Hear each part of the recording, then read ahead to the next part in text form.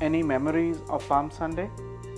Going to Mass and being excited that we would get to play with the palms. I remember sitting there and making sure I grabbed one that had a whole bunch of little branches on it, I guess, and just sitting there waving it around. And my mom, she was really good at folding them. We'd take the palms and make crosses out of them, and each doorway in the house would have a little cross made out of the branches, out of the palms.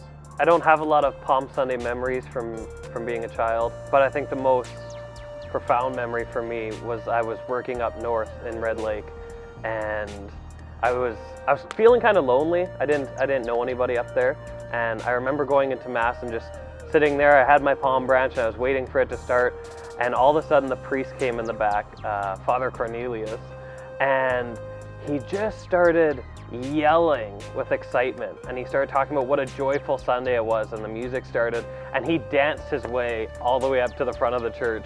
And I think there was like 12 or 13 people in Mass, just this tiny little church, and he couldn't sing very well at all, but he was so joyful, and he just danced his way up there and spun around in circles, and he pulled people into the aisle to get them to dance as well, and he went on to preach about how it was such a joyful Sunday. How do you prepare for Holy Week? Beginning of Holy Week, for myself, it hits me really hard because it's the end of Lent, and it just reminds me that the next week is so important to us as Catholics. That Friday is the Friday that Jesus died for us. So spiritually, it reminds me that I need to be a lot more thankful for what God has done for me.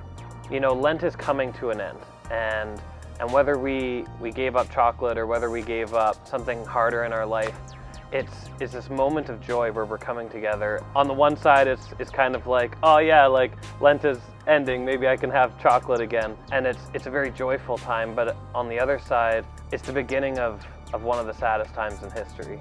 And so it's a good Sunday, it's a great Sunday, but it's in preparation for a very tough week that's coming ahead.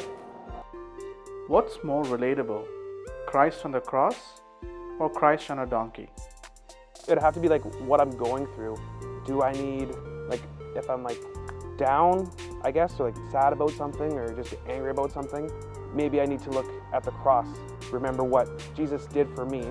Or if I'm joyful and super happy, that's probably when I'm more relatable to Jesus as our King and Savior. So I guess it has to do with how I'm feeling, how I am doing spiritually too, I guess, as well. Ideally, I wish I could always relate to Christ on a donkey riding into town, and I wish I could relate to the people that are, you know, laying down their cloaks and laying down branches before him, welcoming him into town. But I think when reality comes to it, I'm not always peaceful, I'm not always joyful, I'm not always praising the Lord. And I think so for me, typically Christ on the cross is a lot more relative in my life. And I think because of the fact that, you know, I'm a sinner and I fall and I fail, and he's there literally dying on the cross for my failures. And so I relate a lot more to Christ crucified than Christ on a donkey.